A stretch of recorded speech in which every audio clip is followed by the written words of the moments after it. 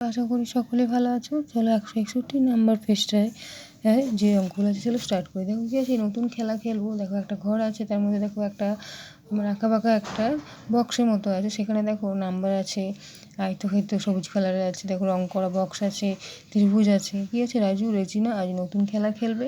রাজু বাড়ির সামনে চাতালে দাগ কেটে 1, 2 থেকে 15 পর্যন্ত লিখেছে। রাজু বাঘের মুখোশ পরেছে আর রেজিনা পরেছে একটা বিড়ালের মুখোশ।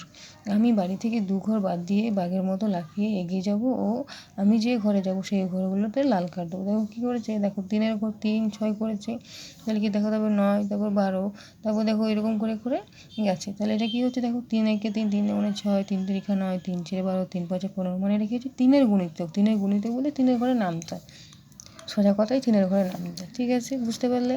তাহলে আমি বাড়ি থেকে 1 ঘর বাদ দিয়ে বিড়ালের মতো লাফিয়ে এগিয়ে যাব ও আমি যে ঘরে যাব সেই ঘরে সবুজ কার্ড রাখবো। ঠিক আছে, দেখো সবুজ কার্ড আছে, দেখো 2 ঘরে, দেখো 2টো ঘর আছে, দেখো 2 ঘর করে বলেছে।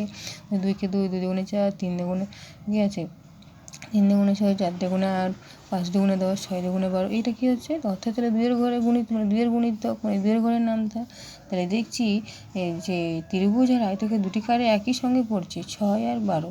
মানে দেখো 6 দ্বিগুণেও 12 হয়, 3 4-ও 12 হয়। ঠিক আছে, তাহলে কি হয়, দেখো মানে একই হয়, 6 দ্বিগুণেও 12 হয়, আবার 3 4-ও 12 হয়। তাহলে একই হচ্ছে, 3-এর গুণিতকও হচ্ছে, 2-এর গুণিতকও হচ্ছে।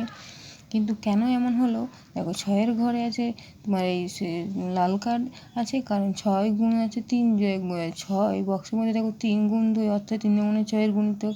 আবার দেখো 6-এর ঘরে সবুজ কার্ড আছে, কারণ 6, তাহলে এখানে কি 6 আছে, তাহলে 3 গুণে 6 হবে, তাহলে 2-এর গুণিতক।